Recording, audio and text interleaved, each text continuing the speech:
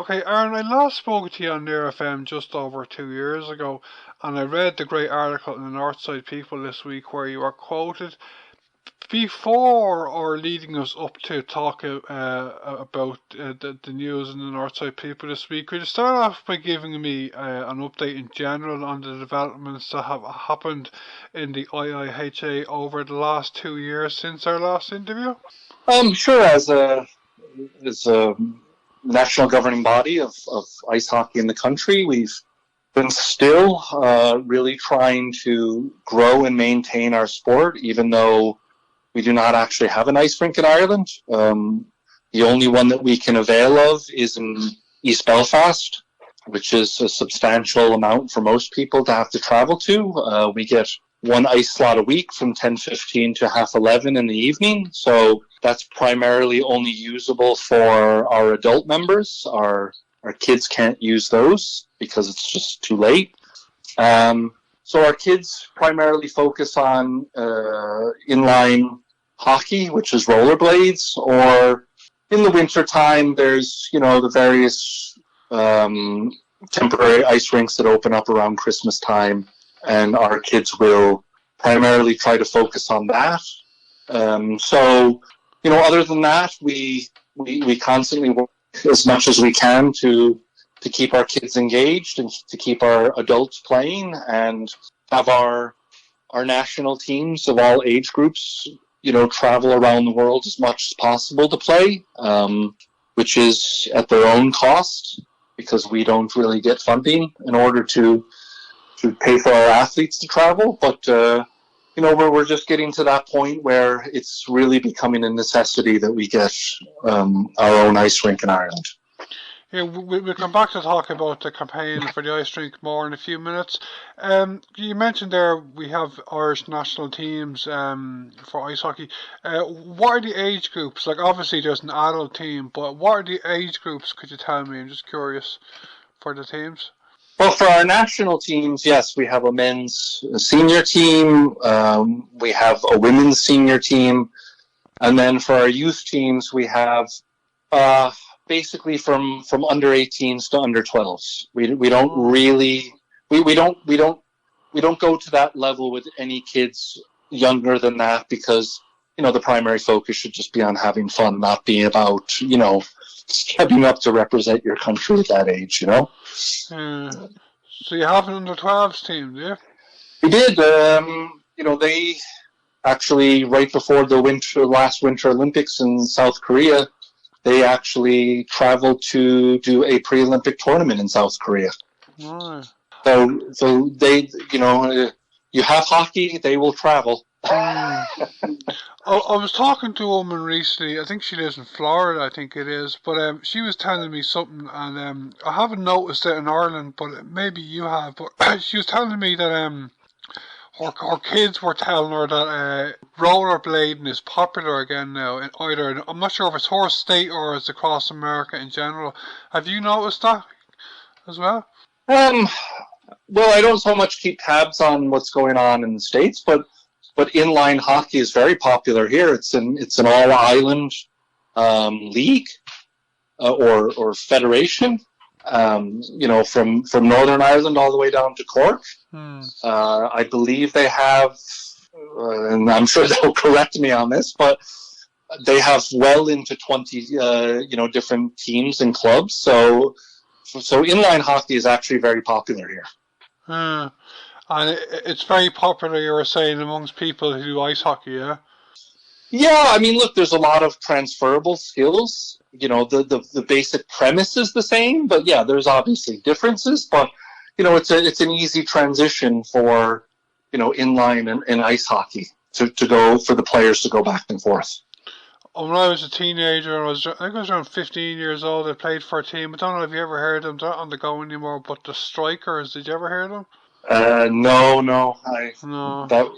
I wouldn't have been involved with anything inline, I don't want to say way back then, but, more than the last 8 years. This was around 1995, 1996, I'd say. You know, we used to play in a league. There was a league in Finglas, Closhta, the sports gym there.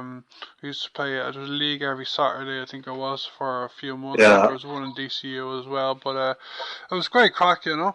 Okay, and tell me, could you tell our listeners, for those who don't know, about your current fundraising campaign? Yeah, we're currently, the name of our fundraising campaign is called March to the Rink. We're doing it for 4 different reasons. Primarily, we're looking to raise funds towards our goal of getting an ice rink. Every little bit counts. So what we're doing is we're having our supporters, whether it be players or parents or siblings or whomever, to basically travel the distance from where you live to the ice rink in East Belfast. So, for example, for me, I live 173 kilometers away. So for the month of March, I will be walking 173 kilometers. Now, it doesn't have to be walking. It can be running. It could be cycling. I have two people in Mayo, and they're primarily doing cycling. So, we got a lot of them in Kilkenny, so they're doing rollerblading, cycling, walking. However you want to do it. You can do a mix. You can do it as a tandem, where you share the amounts to get to the goal. We have people, one of our men's senior team players who lives in Switzerland is traveling the distance from where he lives in Switzerland to the rink in East Belfast. And, we have, for people who live abroad, we have, people in America and Canada who are doing it as well. But, obviously not traveling that distance because that's, a little bit insane. But we had one of our very good friends, coach, player, a gentleman by the name of Nigel Smeaton. He was one of our top people, and he passed away from cancer last year at the age of 44. So for people who live either very close to the rink or too far away, we're saying, we're asking you to walk with Nigel, which is traveling the distance from where he lived to the ice rink, Mm-hmm. So with that, we'll raise a few funds. We'll try to really raise awareness that we're one of only 3 countries in Europe that does not have an ice rink, and that we are, winter sports are the only ones in Ireland, the only sports in Ireland that actually have to travel outside of the country in order to take part and play. And then the last thing, I suppose, is really to, after this, our first winter of Corona, is to kind of get people outside and get them active, and start to shake off that kind of, dark cloud that's been hanging over all of us this winter, It's amazing the fundraising campaigns you're doing, traveling all that distance. Are you now yourself personally in the process of traveling all that distance? Yeah, I'd have to check my Fitbit, but I think after 2 weeks, I'm, let me see, a little over 100 kilometers.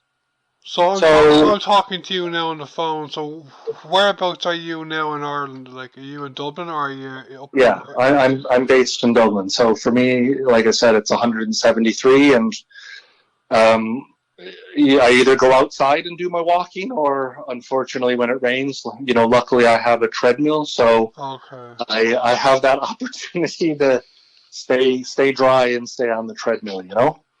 That's cool. Yeah, I understand that Catherine Martin from the Green Party is the Minister for Sport, and that Jack Chambers from Fianna Fáil is the Minister of State for that area. Have you, Aaron, have you met either of them over the last year, and indeed other politicians, on the topic of the Republic of Ireland hopefully getting a full-size ice rink? I have not met with or spoken with those two in particular. I had spoken with a few ministers and some local TDs. Well, I've spoken to some government ministers and then some local TDs for Louth, because for the last 3 years we were trying to get the lease to reopen the Dundalk Ice Dome, which was a purpose-built ice rink that closed in 2010. But the current institution that owns it just kind of, dragged it on for 3 years and then, really had no interest in us reopening it as an ice rink. So those are about the only, real politicians that have been willing to listen to us about getting an ice rink. Okay, Aaron, can you tell me what are the next steps with your fundraising campaign and your lobbying in general over the next few months? This current campaign we're doing will end on the 31st of March, because obviously it's, March to the rink, literally. So we've kind of put a time scale as just the 1st to the 31st of March. So that's when that current fundraising campaign will end. But I think we're seeing from a lot of our players and supporters that, people have just kind of reached the end of the rope with not having an ice rink. So we are most certainly going to be banging the drum with anybody and everybody from now on going forward that, we're in 2021. Ireland lauds itself as a global economy and, always going on about how we have such a diverse population here. Well, excuse me for saying, but not everyone wants to come to Ireland just to play GAA. They want to play other sports.